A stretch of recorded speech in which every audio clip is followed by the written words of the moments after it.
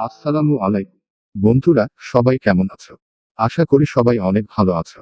আজকে আমাদের কলেজ রিভিউয়ের আরো এক নতুন পর্বে তোমাদের সবাইকে স্বাগতম জানাচ্ছি।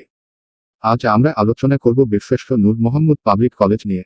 বীরশ্রেষ্ঠ নূর মোহাম্মদ পাবলিক কলেজ, পিলখানা, ঢাকা, বাংলাদেশ। নাম: বীরশ্রেষ্ঠ নূর মোহাম্মদ পাবলিক কলেজ, বিএনএমপিসি, সাবেক rifles public school and college. অধ্যক্ষ: লে কর্নেল মোল্লা মেজবাউদ্দিন আহমেদ। বর্ডার গার্ড বাংলাদেশের সদর দপ্তর পিলখানাতে এটি অবস্থিত। পিলখানা শুনলেই সবার মনে পড়ে যায় পিলখানার ট্র্যাজেডি এর কথা, তাই না? খুবই স্বাভাবিক। মন থেকে শ্রদ্ধা জানাই নিহতদের। বীরশ্রেষ্ঠ নূর মোহাম্মদ পাবলিক কলেজ 1977 সালের 1 আগস্ট স্থাপিত হয়।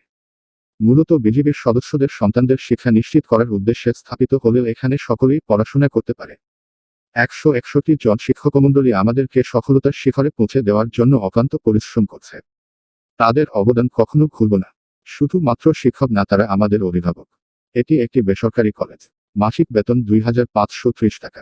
বাংলা এবং ইংরেজি ভার্সন রয়েছে এই কলেজে। বাংলা ভার্সনে সকাল এবং বিকালের শিফট বিদ্যমান।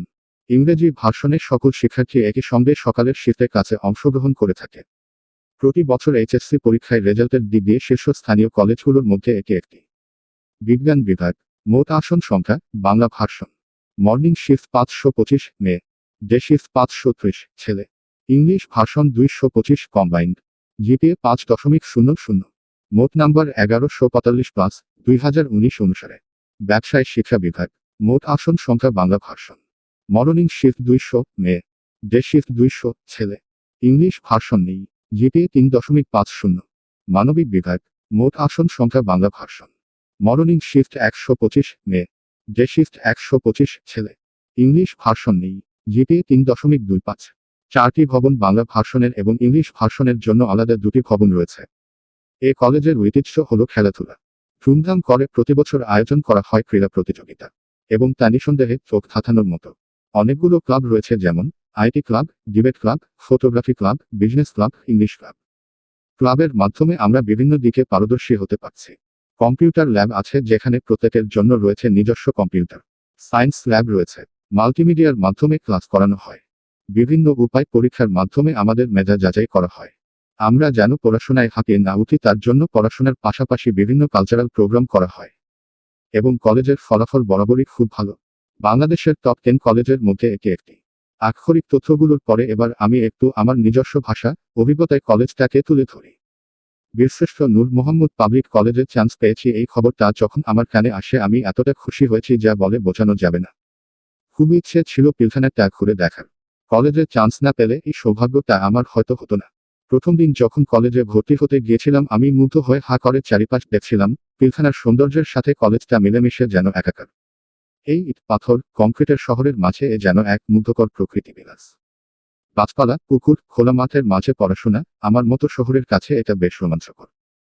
যেদিকে তাকাই শান্তির হাওয়া বইছে। আকাশ কালো মেঘে ছেয়ে যাওয়ার পর যখন বৃষ্টি হয় তখন মনে হয় এ যেন কলেজ নয়, এক স্বর্গপুরী। খোলা মাঠে দাঁড়িয়ে যখন আকাশের দিকে তাকিয়ে নিঃশ্বাস নেই, পড়াশোনার সকল ক্লান্তি কেটে যায়। পড়াশোনার চাপকে নিতান্ত তুচ্ছ মনে হয় আঙিনায়।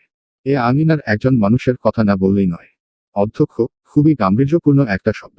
এই শব্দের মানুষগুলো ভয়ের হয়, যার সামনে সবসময় ভয় ভয় যেতে হয়। এই ধারণাটা আমার বদলে গেছে লে কর্নেল মোল্লা মেজবাউদ্দিন আহমেদ স্যারকে দেখে। উনি আমাদের সাথে এতটাই আন্তরিক যে ওনার সামনে যেতে আমাদের বিন্দুমাত্র ভয় হয় না, বরং যখনই ওনাকে দেখি চোখটা সম্মান আর ভালোবাসায় চিকচিক করে ওঠে। যখনই দিশেহারা হয়ে পড়ি, হতাশায় নিমগ্ন হয়ে পড়ি, স্যারের কথায় নতুন করে ভরসা পাই, সে নতুন করে স্বপ্ন জোগায়। মরিচা ধরা স্বপ্নের শান দেয়। নিয়ম শৃঙ্খলা মেনে চলতে হবে, এটি কলেজের প্রধান শর্ত। কঠোর নিয়মের বেড়াজালে কখনো অস্থির লাগলেও এটি আমাদের সফলতার জন্য প্রয়োজন। নিয়ম মেনে চললে তবেই তো সফলতা পাওয়া যাবে। অনেক অনেক আবেগ, ভালোবাসায় জড়িয়ে গেছে কলেজটি। কলেজের যাত্রায় 2 বছর না হয়ে যদি আরো কয়েকটা বছর বেশি হতো তাহলে মন্দ হতো না।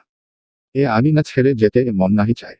অনেক ভালোবাসা আর মায়ে জড়ানো থাকবে আঙিনায় কাটানো দিনগুলোর স্মৃতি। সবশেষে বলতে চাই, আমি বীরশ্রেষ্ঠ নূর মোহাম্মদ পাবলিক কলেজের একজন গর্বিত শিক্ষার্থী।